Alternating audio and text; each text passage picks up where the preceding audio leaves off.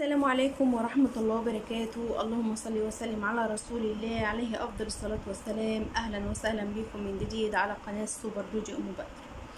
فيديو جديد وحلقة جديدة أتمنى إنها تنال إعجابكم واهتمامكم. النهاردة في موضوعين طلع أتكلم فيهم ونتكلم مع بعض وناخد وندي كده مع بعض في الكلام. أول موضوع فيهم أسماء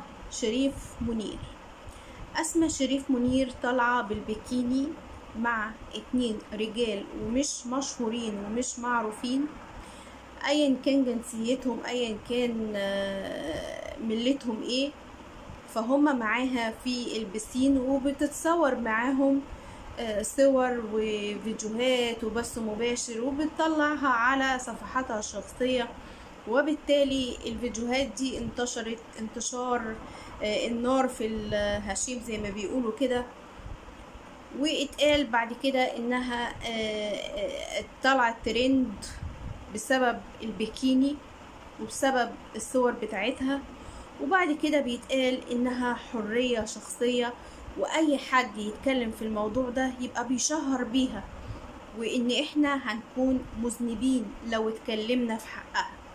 ده مين؟ ده أسماء شريف منير. دي أول موضوع.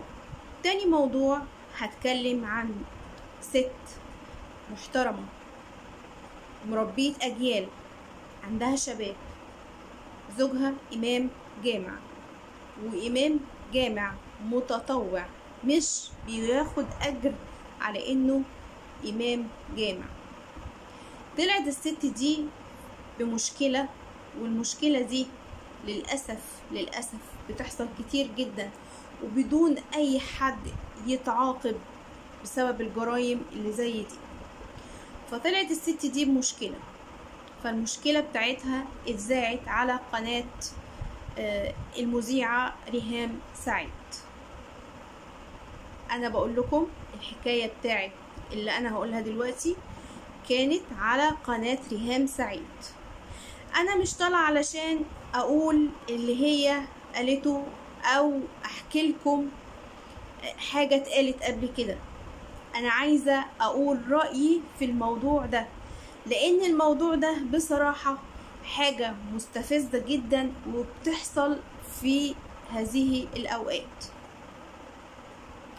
اول حاجه الموضوع الاولاني بتاع أسماء شريف منير، هي واي حد من شبهها او من الوسط بتاعهم، ليه لما بيطلعوا عريانين وبالبيكيني ولابسين معرفش ايه وبيصوروا معرفش ايه والحكاية والرواية يتقال عليهم حرية شخصية؟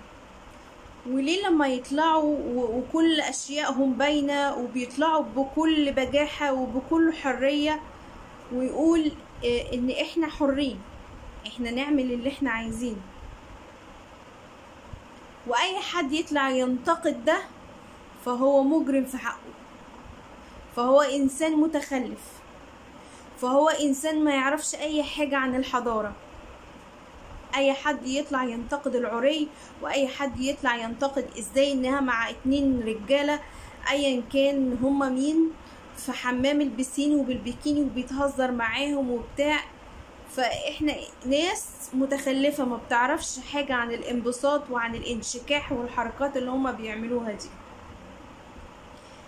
ده الوسط الفني او الوسط اللي المفروض ان هما واللي زيهم يكونوا قدوة لبعض الناس، مش قدوة لينا احنا، يكونوا قدوة لبعض الناس اللي بتقلدهم يعني. الست التانية بقى اللي انا جاية اتكلم عنها اللي هي شبه الشعب المصري، شبه الوسط اللي انا فيه دلوقتي، الناس اللي زيي. ست متزوجة وست كبيرة، ما هي صغيرة، بتحكي قصتها الا وهي ايه؟ بقالها 3 سنين في المنطقة اللي هي عايشة فيها بتروح وتيجي وهي بتبيع ركنة.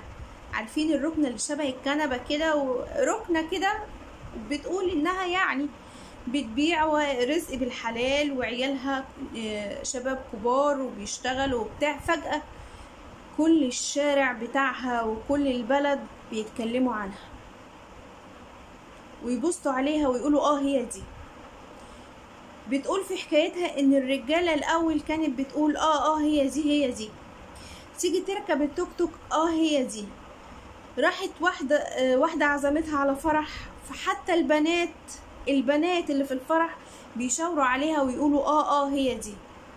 فالولية يا عيني دعت ربنا وقالت انا عايزة اعرف هما ليه بيشاوروا عليا، هي ليه الناس بتبصلي، هي ليه الناس عمالة تلقح في الراحة وفي الجاية، هو ليه الناس دي بتعمل معايا كده ليه؟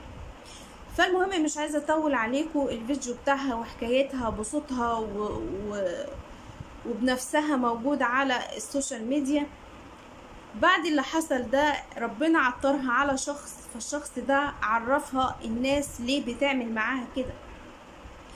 شخص من الناس تقريبا اللي هم بينافسها في الشغل او حاجة زي كده، اللي هو بيع الركن او حاجة زي كده يعني، اخد وشها من هنا كده، اخد صورة وشها وركبها على شخصية زبالة، ركب صورة وشها على شخصية من الافلام اللي مش نظيفة،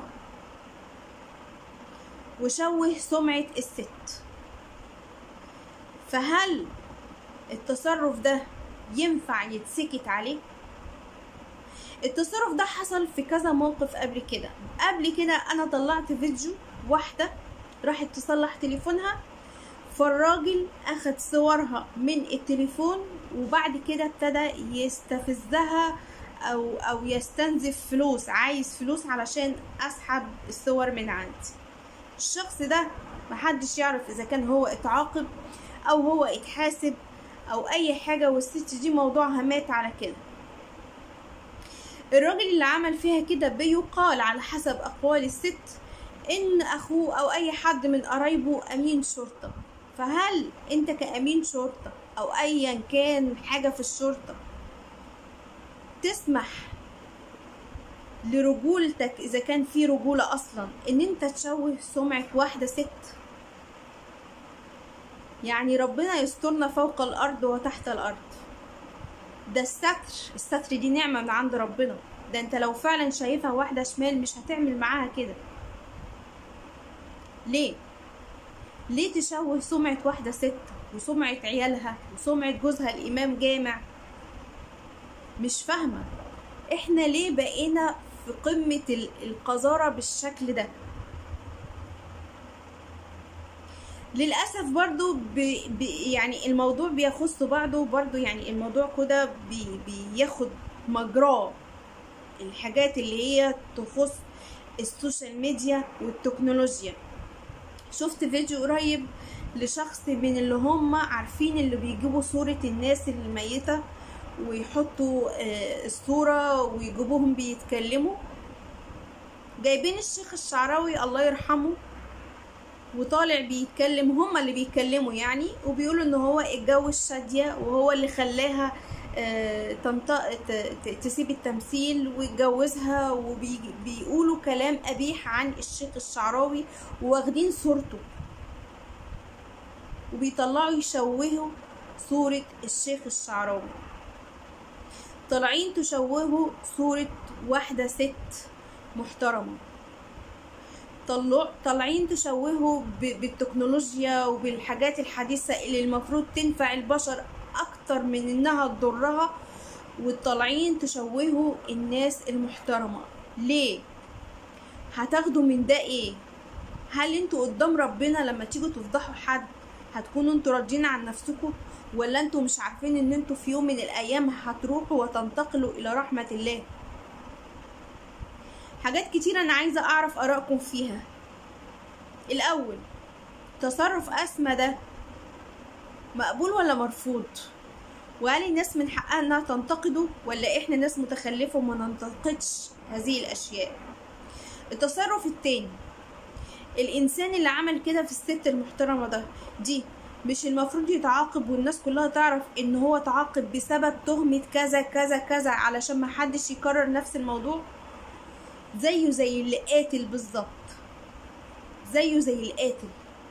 لما حد بيقتل لازم يتعاقب والناس كلها عارفة ان هو اخد حقه، ان هو لما القاتل لما قتل حد الشخص خلاص حقه اتاخد.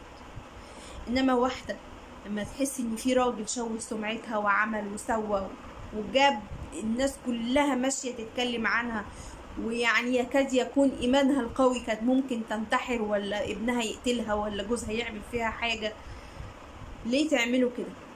هل التصرف ده مش المفروض ان حد يعني يتعاقب والناس كلها تعرف ان فلان ده اتعاقب بسبب فعلته؟ انا عايزة اعرف ارائكم في التعليقات. اتمنى طبعا ترفعوا الفيديو باللايك والشير وسبسكرايب علشان الفيديو يترفع. اشكركم، تمنياتي لكم بالتوفيق.